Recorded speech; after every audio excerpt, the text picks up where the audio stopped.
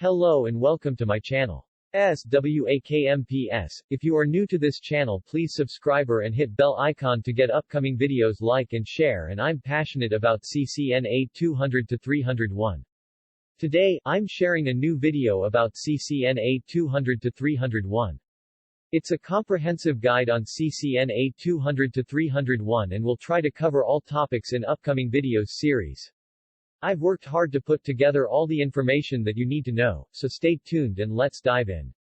CCNA 200-301 is a certification exam offered by Cisco Systems for individuals looking to become Cisco Certified Network Associates. The exam tests knowledge of networking concepts and Cisco networking technologies, including routing and switching, security, and wireless networking. Passing the exam demonstrates the ability to install, configure, troubleshoot, and maintain Cisco network solutions. The exam covers a wide range of topics and is considered to be challenging. However, with proper study and practice, it is possible to pass the exam and earn the CCNA certification.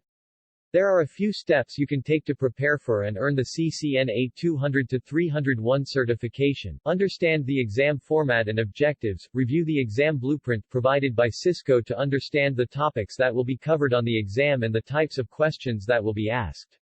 Study and practice. Use Cisco-approved study materials, such as books, online courses, and practice tests, to gain a deep understanding of the exam topics. Practicing with hands-on labs and simulations will help you become familiar with the technologies and prepare you for the exam. Schedule and take the exam. Once you feel prepared, schedule your exam through a Cisco-approved testing center. The exam is offered in multiple languages and can be taken in person or online. Maintain your certification. CCNA certifications are valid for 3 years. To maintain your certification, you will need to pass a recertification exam or earn continuing education credits.